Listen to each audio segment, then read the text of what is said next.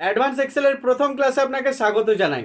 আমরা এই অনলাইন কোর্সটির মাধ্যমে আপনাকে শেখাবো মাইক্রোসফট অফিসের একদম বেসিক থেকে অ্যাডভান্স লেভেল পর্যন্ত। তো কোর্সটি শুরু থেকে পার্ট বাই পার্ট আপনারা দেখতে থাকুন। আমি আপনাকে কথা দিচ্ছি মাইক্রোসফট অফিস এক্সেলের একদম এক্সপার্ট প্রফেশনালের মতো কাজ করতে পারবেন। তো চলুন আমি প্রথম দিনের ক্লাসটি আরম্ভ করছি। তো দেখুন আমাদের স্ক্রিনে আমি ওপেন করে নিয়েছি মাইক্রোসফট অফিস এক্সেল। তো যেহেতু আমরা বেসিক লেভেল থেকে অ্যাডভান্স লেভেল পর্যন্ত কোর্সটি আমি শিখতে চাইছি, সেহেতু আপনাদের কাছে একটি রিকোয়েস্ট করব, দয়া করে আপনারা একটি খাতা এবং কলম নিয়ে বসুন এবং ক্লাসগুলি যেগুলো আমি বলবো সেগুলো আপনার প্রয়োজন মতো নোট ডাউনটা করে নিন। তা আসুন জেনে নিই। চলুন আমি সবচেয়ে প্রথম থেকেই আলোচনা করি। সবচেয়ে দেখুন উপরে আছে মিনিমাইজ, ম্যাক্সিমাইজ এবং ক্লোজ, মানে অ্যাপ্লিকেশনটা বন্ধ করার জন্য, যেটা বিভিন্ন অ্যাপ্লিকেশনেই থাকে। তো এটাকে আমরা বলি টাইটেল বার।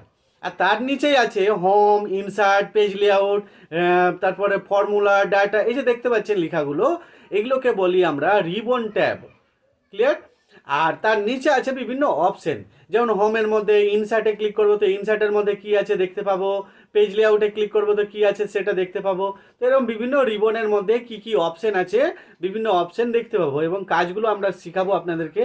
খুব ধৈর্য ধরে দেখুন, খুব ইজিলি আপনারা এক্সেল শিখে যাবেন। দেখতে থাকুন, খুব সহজ এক্সেল। আর সবচেয়ে নিচে দেখুন, তার নিচেই আছে অপশানগুলোর নিচে, এখানে দেখুন লেখা আছে G7। আমি যদি এখানে ক্লিক করি তো দেখুন এখানে লেখা আছে C5 হয়ে গেল। তো এটাকে বলি আমরা name box, name box, right? আর তারপরে আছে দেখুন এফ লেখা আছে আর তার নিচে এক্স আছে, এটাকে বলি আমরা ফর্মুলা বার। এই যে এই জায়গাটা, এখানে আমরা বিভিন্ন হিসাব নিকাশ করার কাজে ফর্মুলা ইউজ করে থাকি। আর এই ফর্মুলা বারের নিচের অংশটাই হচ্ছে আমাদের মেন কাজ, এটাই আমাদের শিখতে হবে ভালোভাবে।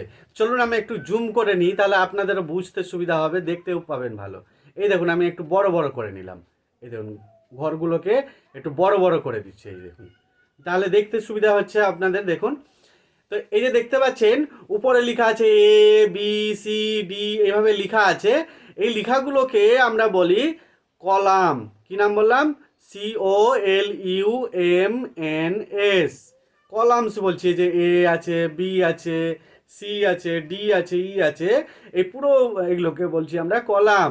আর 1 2 3 4 যেগুলো দেখতে পাচ্ছেন বাম দিকে, বাম দিকে দেখুন 1 2 3 4 এইভাবে যে লেখাগুলো আছে, এগুলোকে আমরা বলছি রো।